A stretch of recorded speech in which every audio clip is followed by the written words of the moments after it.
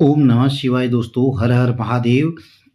आज की वीडियो में पौष कृष्ण पक्ष के पहले सोमवार की व्रत कथा का श्रवण करने जा रहे हैं। प्रिय भक्तजनों, सोमवार का व्रत सामान्य तौर पर तीसरे पहर तक माना जाता है और व्रत में फलाहार या पारण का कोई खास विशेष नियम नहीं होता, किंतु यह आवश्यक होता है कि दिन में या रात्रि में केवल एक समय ही भोजन किया जाता है। सोमवार के व्रत में भगवान भोलेनाथ के साथ साथ माता पार्वती का भी पूजन करना चाहिए। सोमवार के व्रत जो है बहुत ही खास होता है। यह 2-3 तरह का होता है। सामान्य सोमवार जो व्रत करते हैं, सौम्य प्रदोष होता है और 16 सोमवार। विधि विधान जो है तीनों का लगभग एक जैसा होता है और इन तीनों व्रतों में जो है भगवान शिव का पूजन करना चाहिए। उसके पश्चात कथा जरूर श्रवण करनी चाहिए। चलिए सोमवार व्रत कथा आरंभ करते हैं। बोलिए गणपति गजानंद महाराज की जय, शंकर भगवान की जय, माता पार्वती की जय। एक बहुत धनवान साहूकार था जिसके घर धन आदि किसी प्रकार की कभी कोई कमी नहीं हुआ करती थी, परंतु उसको एक दुख था कि उसका कोई पुत्र नहीं था, संतान नहीं थी। वह इसी चिंता में दिन रात रहता था। वह पुत्र की कामना के लिए प्रत्येक सोमवार को भगवान भोलेनाथ का व्रत और पूजन किया करता था। सायंकाल को शिव मंदिर में जाकर के शिव जी के श्री विग्रह स्वरूप के सामने दीप प्रज्वलित किया करता था। उसके इस भक्ति भाव को देख करके एक समय माता पार्वती जी ने भगवान भोलेनाथ से कहा कि हे महाराज, यह साहूकार आपका अनन्य भक्त है और सदैव आपका व्रत और पूजन बड़ी श्रद्धा भाव से करता है। इसकी मनोकामना आपको अवश्य पूर्ण करनी चाहिए। तो भगवान भोलेनाथ ने कहा, हे पार्वती, यह संसार कर्म क्षेत्र है।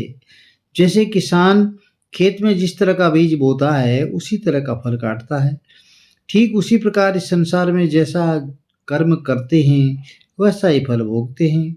तो पार्वती जी ने अत्यंत आग्रह से कहा कि महाराज, जब ये आपका अनन्य भक्त है और इसको अगर किसी प्रकार का दुख है और तो इसको अवश्य दूर करना चाहिए, क्योंकि आप सदैव अपने भक्तों पर दयालु होते हैं और उनके दुखों को दूर करते हैं। यदि आप ऐसा नहीं करेंगे तो मनुष्य आपकी सेवा और व्रत क्यों करेंगे।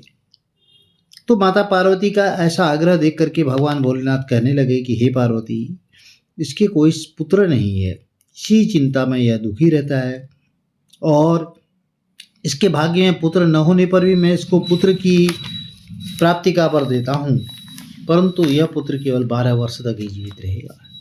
इसके पश्चात वह मृत्यु को प्राप्त हो जाएगा। इससे अधिक मैं इसके लिए कुछ नहीं कर सकता। तो यह सब बातें साहूकार सुन रहा था। इससे उसको न तो कुछ प्रसन्नता हुई और न ही कुछ दुख हुआ। वह पहले जैसा ही शिवजी महाराज का व्रत और पूजन करता रहा। कुछ काल व्यतीत हो जाने पर साहूकार की स्त्री गर्भवती हुई और 10वें महीने उसके गर्भ से अति सुंदर पुत्र की प्राप्ति हुई। साहूकार के घर में बहुत खुशी मनाई गई, परंतु साहूकार ने उसकी केवल 12 वर्ष की आयु जानकर के कोई अधिक प्रसन्नता प्रकट नहीं की और न ही किसी को भेद बताया। जब वह बालक 11 वर्ष का हो गया तो उस बालक की माता ने अपने उसके पिता से कहा कि इस बालक का विवाह कराने के लिए जो है योग्य हो गया है, विवाह की बातचीत करनी चाहिए। तो साहूकार कहने लगा कि अभी मैं इसका विवाह नहीं करूँगा, मैं अपने पुत्र को काशी जी पढ़ने के लिए भेजूंगा। फिर साहूकार ने अपने साले बालक के मामा को बुलाया, उसको बहुत सारा धन देकर कहा, तुम इस बालक को काशी जी पढ़ने के लिए ले जाओ। वहाँ दोनों मामा भांजे यज्ञ करते और ब्राह्मणों को भोजन कराते जा रहे थे। रास्ते में एक शहर पड़ा। उस शहर में राजा की कन्या का विवाह था और दूसरे राजा का लड़का जो विवाह कराने के लिए बारात लेकर आया था वह एक आंख से काना था। उसके पिता को इस बात की बड़ी चिंता थी कि कहीं वर को देख करके कन्या के माता पिता विवाह में किसी प्रकार की अड़चन न पैदा कर दें।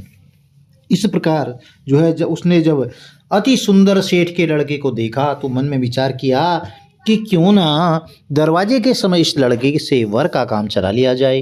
तो ऐसा विचार करके वर के पिता ने उस लड़के और मामा से बात की तो वे राजी हो गए। फिर उस लड़के को वर के कपड़े पहना करके घोड़ी पर चढ़ा दरवाजे पर ले गए और सब कार्य प्रसन्नतापूर्ण हो गया। फिर वर के पिता ने सोचा कि यदि विवाह कार्य भी इसी लड़के से करा लिया जाए तो इसमें क्या बुराई है।